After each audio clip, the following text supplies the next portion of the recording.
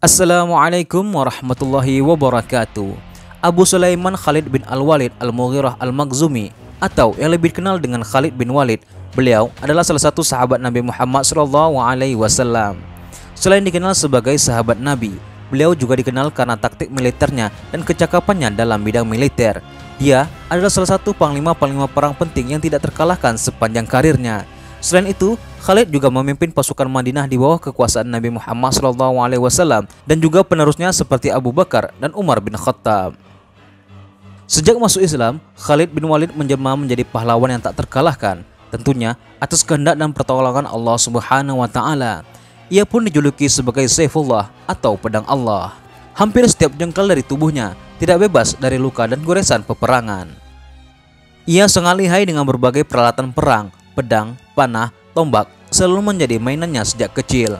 Sebelum masuk Islam, komando dan strategi Khalidlah yang berhasil memukul mundur pasukan kaum muslimin di perang Uhud dan perang Khandaq. Dan setelah Islam memenuhi hatinya, ia memenangkan perang Mur'ah. Kemudian menjadi panglima yang memimpin pasukan muslimin saat Fatu Mekkah, perang Hunain, dan pengepungan Taif.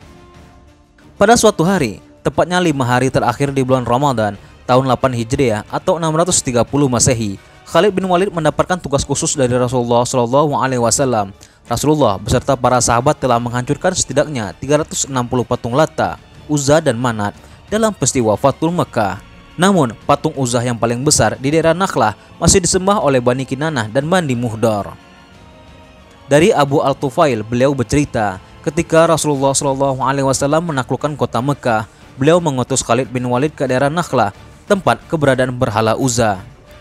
Akhirnya, Khalid mendatangi Uzza dan ternyata Uzza adalah 3 buah pohon samura. Mendengar Khalid bin Walid menuju Nakhlah, para penjaga patung Uzza begitu resah dan waspada. Mereka menggantungkan harapan kepada patung Uzza, sekalipun patung itu tidak bergeming sedikit pun. Khalid pun lantas menebang ketiga pohon tersebut. Ketiga pohon tersebut terletak di dalam sebuah rumah. Khalid pun menghancurkan bangunan rumah tersebut.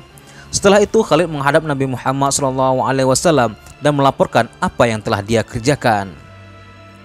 "Apakah Uzza sudah engkau hancurkan?" tanya Rasulullah SAW. "Sudah, wahai Rasulullah," jawab Khalid. "Apakah engkau melihat sesuatu?" tanya Rasulullah lagi. "Tidak ada, wahai Rasulullah," jawab Khalid dengan jujur. "Jika begitu, engkau belum membunuhnya. Kembalilah ke sana dan hancurkan Uzza." Akhirnya, Khalid bin Walid dan pasukannya pun kembali ke tempat Uzza berada. Tatkala para juru kunci Uzza melihat kedatangan Khalid, mereka menatap ke arah gunung yang ada di dekat lokasi sambil berteriak, "Wahai Uzza, wahai Uzza." Khalid akhirnya mendatangi puncak gunung tersebut.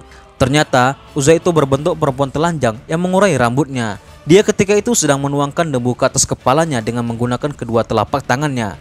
Khalid pun menyabarkan pedangnya ke arah jin perempuan Uzza tersebut sehingga berhasil membunuhnya. Setelah itu, Khalid kembali menemui Nabi Muhammad SAW dan melaporkan apa yang telah dia kerjakan. Nabi Muhammad berkata, "Itu baru Uzza."